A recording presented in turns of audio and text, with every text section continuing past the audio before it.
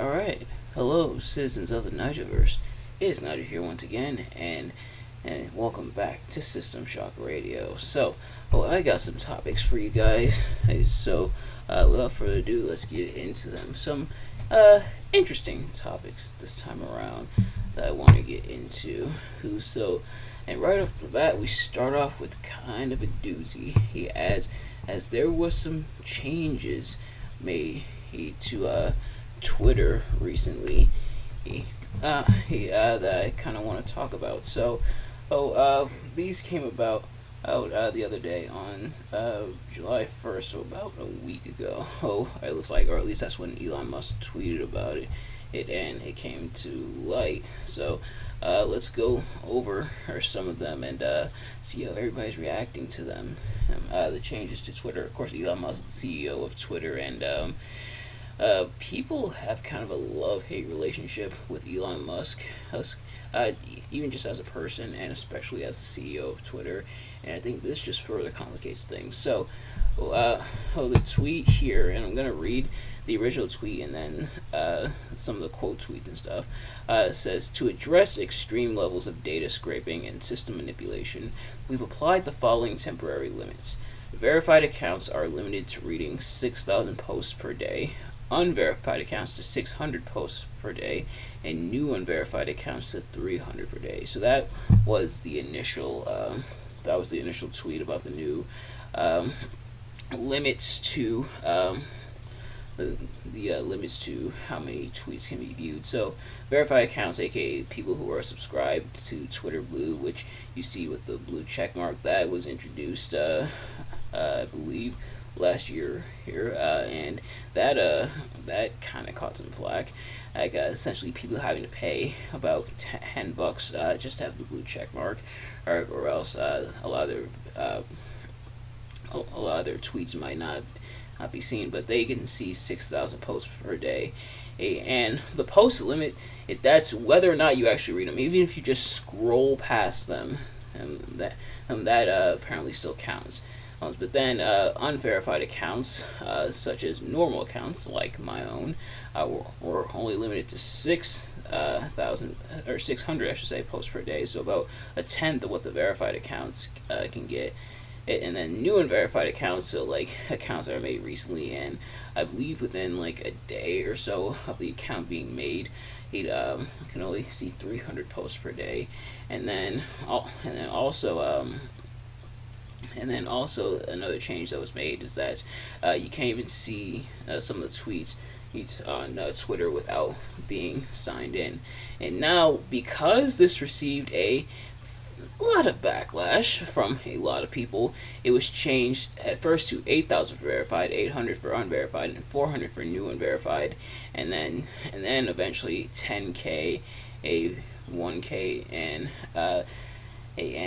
500 respectively for verified, unverified, and new unverified. So Elon Musk essentially dialing it back a little bit, but also kind of somewhat mocking the people being upset about it. Now, granted, I'm on Twitter, not like a whole lot to where I'm spending like hours and stuff on it, but enough. And honestly, I'm really on Twitter mainly for not even really my friends and family, even though some of them are on Twitter, but mainly for like wrestling content. I feel like, even though seeing how Twitter is with wrestling, that's probably the last place that I should be. But I follow wrestling accounts and stuff like that on Twitter, so I catch up with the happenings.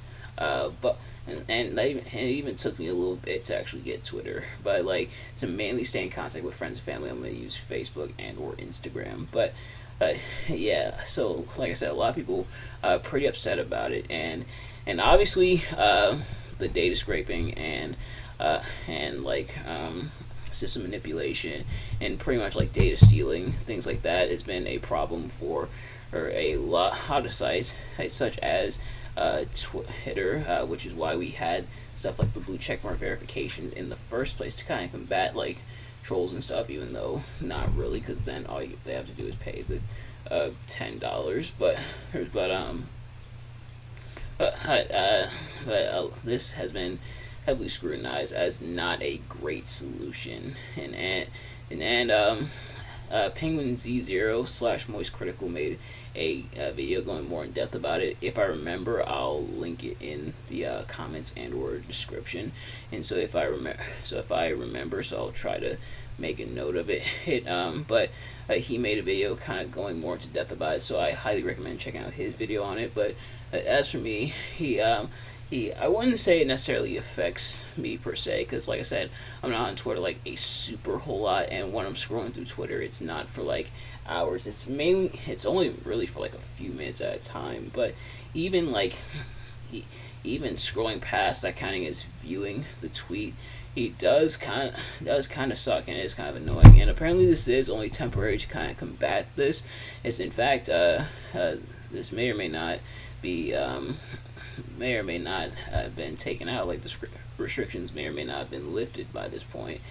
But yeah, so a lot of people pretty upset about it. But what you guys think about it, let me know in the comments. And also, speaking of which, they have a Instagram slash Facebook slash Meta, which is like their parent company, have a new alternative to Twitter called Threads, which I believe just launched technically yesterday, because it's 12:39 as I'm recording this. But that just launched yesterday, if I'm not mistaken. And whether or not I'll get an account on there, I honestly don't know. I'm gonna go ahead and say probably not, at least for now. Apparently that's already been having some issues, so yay. But yeah, so those are some of the updates to Twitter. And like I said, a lot of people not happy with how Elon Musk has been running things, and this just kind of adds some fuel to the fire. And then the next thing I want to talk about is Ronda Rousey apparently potentially being on her way out of WWE. I know her first time around, she also left in somewhat controversial fashion, where she was upset and everything. And out of the second run, she might be on her way out after she's in this feud with Shayna Baszler, who turned on her at Money in the Bank, which I talked about when I reviewed Money in the Bank this year. So if you haven't already, go check out that review. But Ronda Rousey apparently on her way out. Her contract has like a hard out, meaning I think that means she can leave pretty much whenever she wants, and apparently she's not renewing, so she's gonna be looks like she's gonna be walking away. Ronda Rousey, in WWE, had some potential, like her having her in ring and stuff. She's not quite a ring general yet, but when she impresses, she definitely impresses. And you can tell she kind of took to it, and it makes sense, because she was formerly in UFC, mixed martial arts, which is in like a similar vein, of course, like combat sports, but not always really clicking with the fans, and her kind of being critical of a lot of the fans and like some of her booking and stuff, which it makes sense, understandable, but her being critical of stuff like that really also didn't do her any favors, especially with the before her first exit from WWE, before WrestleMania 35, where she made that rant video talking about how pretty much going off on a lot of stuff in WWE and the fans and stuff, which no good, definitely no good. But if she is walking away from WWE after this, for starters, I imagine it probably won't be like a permanent thing. She's come back before, like after she left after WrestleMania 35. I know, there was plenty of people who kind of hoped she would be back, and who kind of knew she would be back, but a lot of people sadly were kind of happy to see her go, and that's unfortunate. They didn't think she would come back, and she did at the Rumble. But otherwise, if Ronda Rousey does leave, best of luck to her in her future endeavors and everything. But which run was better? Was it this one, or was it the initial one that she's had at the initial run in WWE, or for this return one. And honestly, I'd probably say, hmm, I think it's still kind of early. Oh, well, maybe not that early to tell. She's been there for about a year and some change over a year in this second run. I'd, hmm, I'd have to think about it, but I think I might lean a bit more towards her first run. I think mostly because of like the unpredictability factor, which is some people will be talking about like which Ronda Rousey run was better, her first or second one. I think with the first one, her unpredictability factor, like how is she really gonna do in the ring, and her putting on some good performances like at WrestleMania 34 and stuff like that, and then stuff did kind of start to get muddy later on and the fact that she's not really the best at promo host, but yeah, so that kind of unpredictability and everything as to how good is she really gonna do it, I think really helped. Kind of like the mystique and the intrigue of her being now in WWE, which it is something that often happens with like people who cross over from one source of media to the other, whether it's also combat sports like UFC or MMA, or like or like making music to come over to WWE like Bad Bunny, or YouTube to WWE like Logan Paul. There's kind of like that mystique of, okay, how are they gonna do? And you got guys like Logan Paul who, for the most part, aside from one or two things, mostly seem to like get it, and Logan Paul really does like get it. I think like sometimes his personality is what kind of drags him down a little bit, but nevertheless he seems for the most part to get it. Bad Bunny really seems to get it, and Ronda Rousey for the most part also seems to kind of get it. And the fact that, and I think, and like I said, her being in combat sports really helps because as the transition, I guess, is a bit smoother, or like let me know if I'm making any sense. Like her going from like UFC, which martial arts stuff like that, over to WWE, which it's a bit more like on the scripted side, obviously, but still having a lot of the combat sports element. And we've seen people who cross over, not just from mixed martial arts, but also UFC over her guys like Ken Shamrock or Dan Severn, and seeing them make that crossover, and Rousey, for the most part was able to do that. But like I said, her not always being favorable with the fans, and her kind of not being great at promos, I think really hurt her momentum. But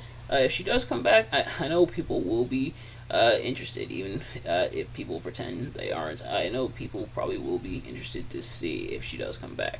But that's kind of where it is for now. So she may be leaving after SummerSlam, after she has this feud with Shayna Baszler, which admittedly is a pretty nice way to go out. Having a feud with your friend, and at least in storyline, because Ronda Rousey and Shayna Baszler are friends in real life, but of course they're having the feud in storyline. But anyway, I guess that is a nice way to go out. But let me know what you guys think in the comments below, and do you guys want her to return at all?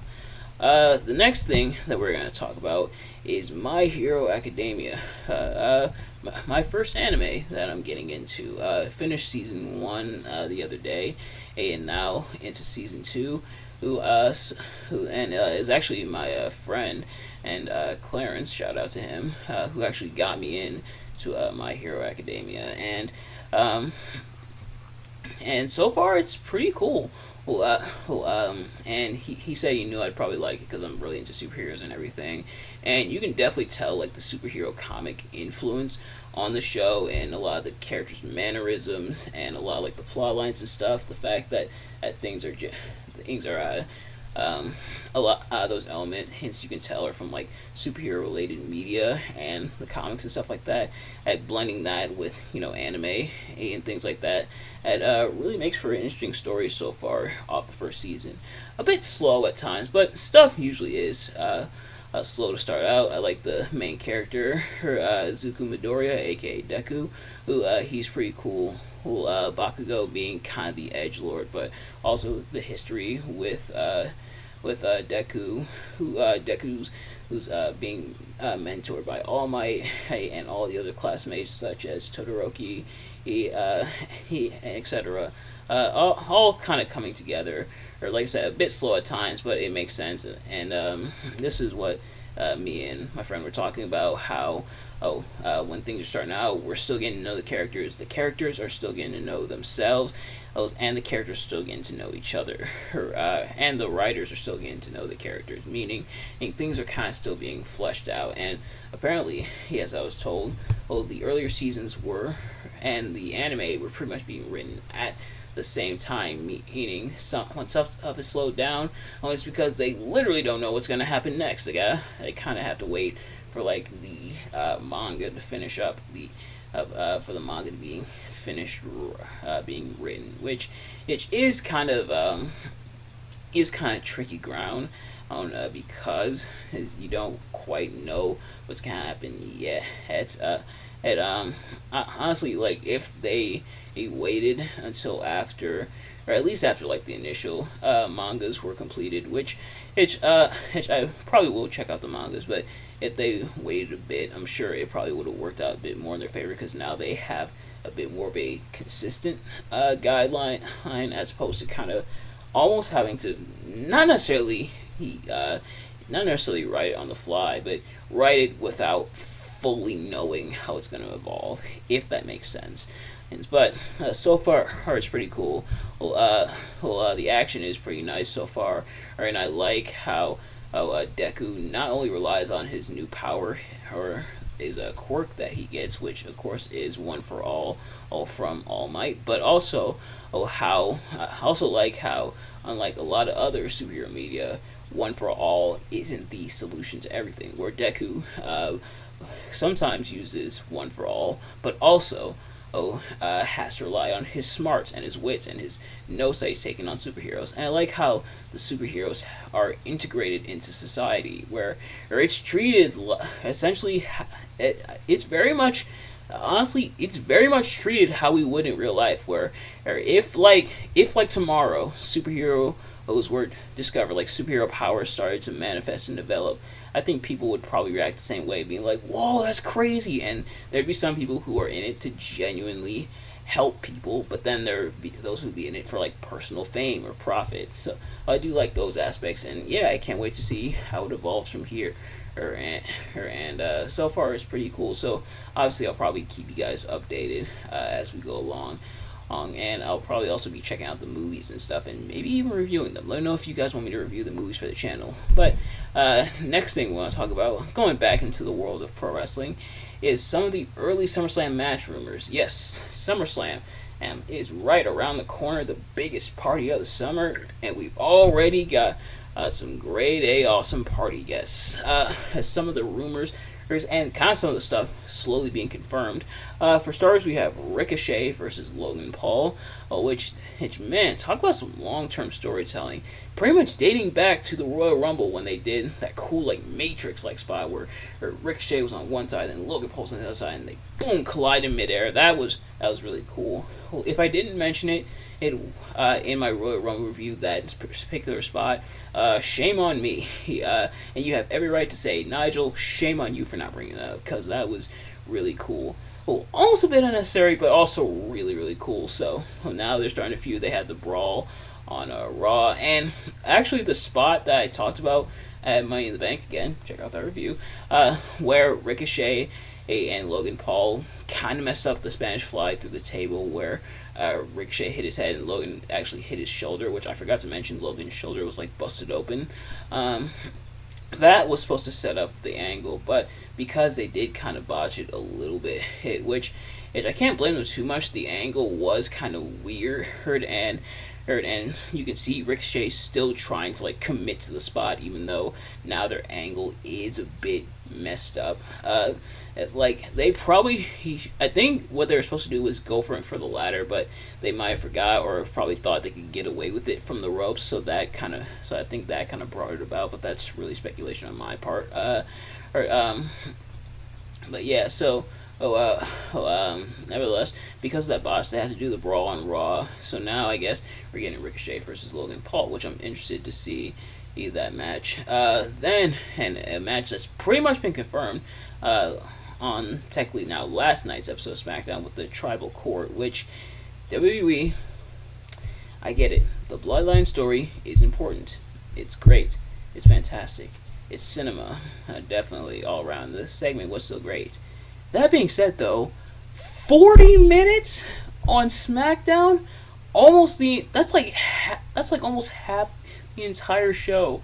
Oh, 40 minutes. And you can tell, like, hey, I personally didn't watch the segment because I sadly didn't watch SmackDown tonight, but even though I probably should have, I've honestly, like, I thought the Bloodline and the trial of Roman Reigns, and I thought that was going to main event the show, but the fact that they opened up with it, probably to get out of the way, because they probably knew it would take a while. Apparently it was supposed to take 20 minutes, and it went double its time, so other stuff had to kind of be rushed.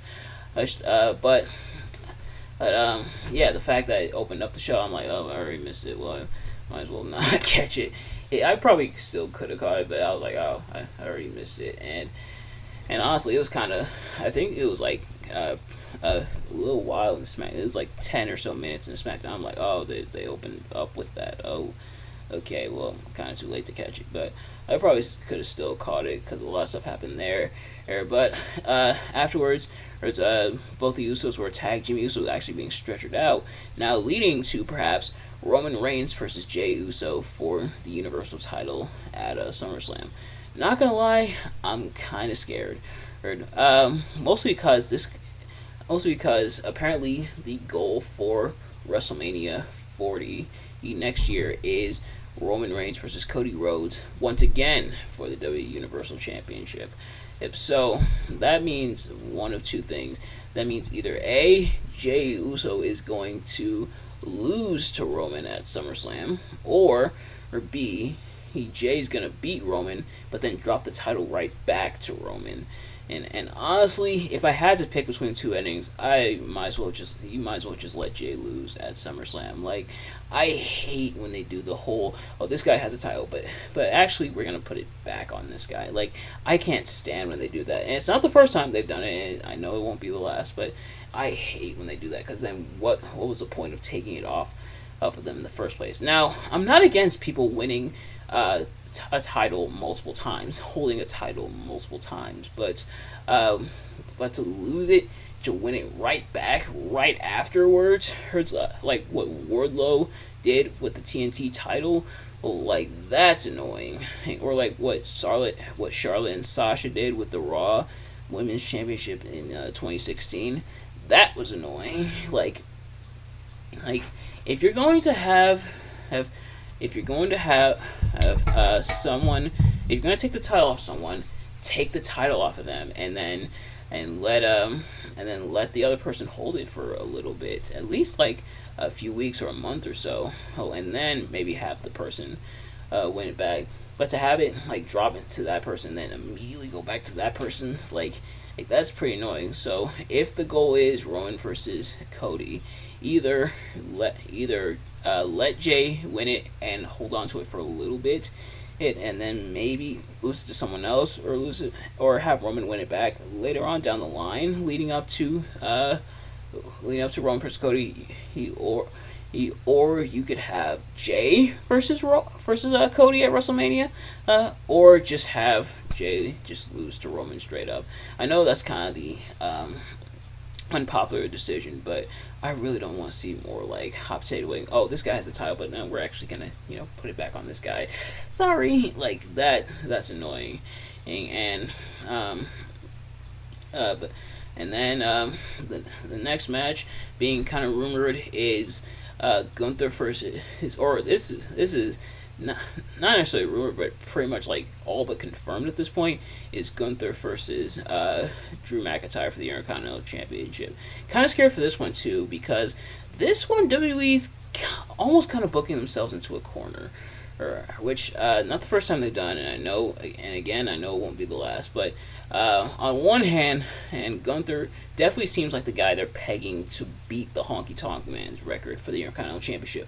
But on the other hand, Drew McIntyre just returned especially after people thought he was going to be gone. So what to do from here? Or like, hey, I think what's going to happen is either Gunther's going to beat Drew outright, which won't be popular by the fans, or her disqualification finish. Yay!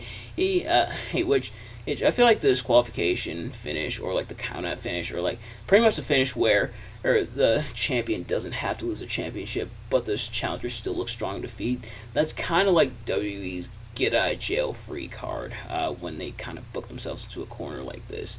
It's I don't want it to happen, but I know it's going to happen, and I don't see Gunther dropping it at SummerSlam, and don't have Gunther win it right back either, or against Drew McIntyre. If Drew McIntyre does win the Intercontinental Championship from him, but yeah, I think that's what they're gonna do to keep the title on Gunther so he can beat Honky Tonk Man's record.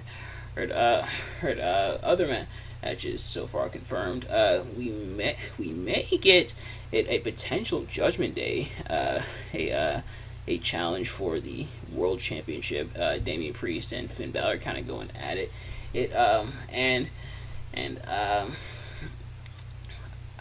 I think I mentioned before how I kind of have a theory as to a match involving the Judgment Day, but I don't know if I should get into it just yet. And I'll have to wait and see. If they actually announce the match, yeah, but if they announce something else involving the Judgment Day, then I will hang on to it for now.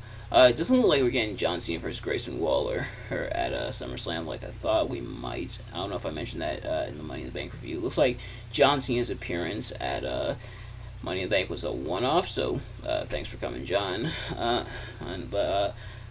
and a match that's kind of half rumored, half people really want to see it, myself included, is a potential Kevin Owens and Sami Zayn versus DIY match for the tag team championships. Of course, DIY being Johnny Gargano and Tommaso Ciampa, who just recently returned and is now kind of in a feud with The Miz.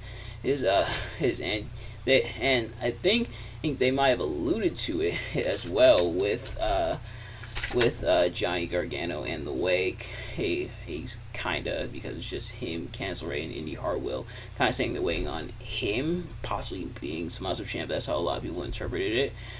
So whether or not Tommaso Ciampa and Johnny Gargano do have the DIY reunion will remain to be seen, but that would be pretty interesting and cool. Well, and another potential is potentially Austin Theory versus LA Knight for the U.S. Championship. Mostly because people just want LA Knight to win something at this point. Like, if he can't have Money in the Bank, if he can't have a world title shot, just give him something. And man, you can tell when WWE really doesn't want to push someone. And I kind of get that vibe with LA Knight, which is unfortunate because people really want him to be pushed. He has the charisma, he's pretty good in the ring, and stuff like that. Like why not push him? WWE, sadly, he kind of hates when talent get over on their own merits. They did the same to Zack Ryder. They almost did the same to Daniel Bryan, but thankfully there was enough fan backlash as to the point where the fans pretty much hijacked an entire Royal Rumble to get their way. But I don't know if we're gonna get it here. But hopefully. But if LA Knight wins the United States Championship, there's literally no reason for him not to. Like sadly, Austin Theory hasn't had the best U.S. title run, but nevertheless, just give him something and anything. I mean, please, like, people are just at this point for LA Knight, people are just begging for something and just anything for LA Knight. So early SummerSlam rumors, whether or not any of them will come to pass, we'll have to wait and see. But yeah, and then the last thing I want to talk about is hindsight. So I'm going to look up the textbook definition of hindsight, and then we're going to go from there. So hindsight, it is defined as understanding of a situation or event only after it has happened or developed. They say hindsight is always 20/20, and sometimes that definitely is is the case. Is when it comes to hindsight, which unfortunately my mouse fell off the desk, which kind of sucks. I'll look for it later. But sometimes things that you wanted or things that you felt should have happened at a certain time, and over time you realize, wow, maybe I'm glad that didn't happen. And that happens plenty of time, especially when we don't quite get what we want. And found my mouse. But oftentimes it happens when we don't get what we want. We realize that maybe it wasn't meant for us, or maybe it wasn't meant for us at that time. And I think I kind of talked about something similar, last time we did like a traditional System Shock Radio episode, on episode 109, if I'm not mistaken. Kind of talk about something similar, or it might have been 108. I'm not sure, but pretty much talking, because there we talked about patience and not yet, which sometimes is difficult to cope with, because as we have a timeline of things we want to happen and things we feel like should happen, but things don't always work out the way we want them to. But sometimes that's for the best. Sometimes when something happens, we realize, hey, maybe it's not, or we realize it's definitely not what we thought it was going to be, and maybe it not happening for us, or even at the time, what was a good thing for us.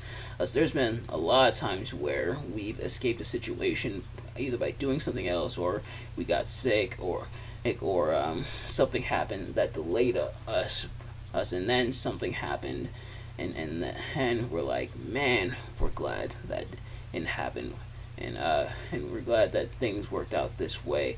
And sometimes that's equates like people you used to date. I'll give an example of that. People you used to date back then. There's a lot of people where people they were dating at the time, they thought it was like soulmates and stuff, like, oh, we're gonna be together forever, and it didn't work out. But when they eventually find the person that they end up falling in love with, marrying, relationship, whatever, and then they're like, man, I'm glad I didn't go through with it there, and I'm glad I'm going through with it here.